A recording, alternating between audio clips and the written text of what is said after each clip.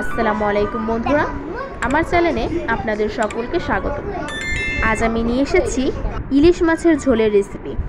এই রেসিপিটা বানানো যেমন সহজ, খেতেও তেমন মজাদার। আপনারা অবশ্যই এই রেসিপিটা বাসায় ট্রাই করবেন এবং পরিবারের সকলকে খাওয়াবেন। সবাইকে শুভেচ্ছা জানিয়ে শুরু করছি আমার আজকের এই রেসিপি। এই রেসিপিটা বানানোর জন্য আমি নিয়ে নিয়েছি ইলিশ মাছ। এরপর একটা প্যানে সরিষার তেল দিয়ে দিয়েছি।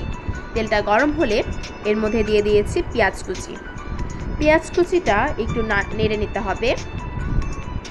এরপর এর মধ্যে দিয়ে দিচ্ছি 1 কাপ পানি, দিয়ে দিচ্ছি 1 চামচ জিরা বাটা, 1 চামচ হলুদের গুঁড়ো, 1 চামচ মরিচের গুঁড়ো দিয়ে মশলাটাকে একটু ভালোভাবে কষিয়ে নিতে হবে।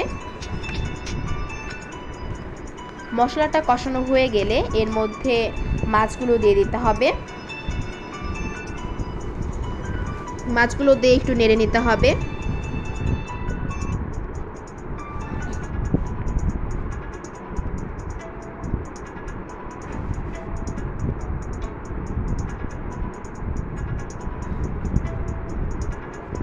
কিছুক্ষণ পর পর মাছগুলোকে একটু নেড়ে নিতে হবে। এরপর এর মধ্যে দিয়ে দিতে হবে পানি। আপনারা আপনাদের যতটুকু ঝোল রাখতে চান সেই অনুযায়ী পানি দেবেন।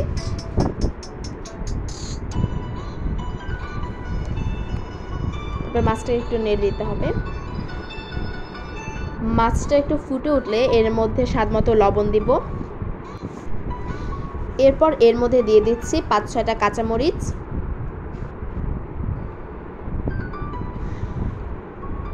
মাছটা হয়ে এলে নামিয়ে পরিবেশন করলেই হয়ে যাবে আমাদের আজকের ইলিশ মাছের ঝোলের রেসিপি।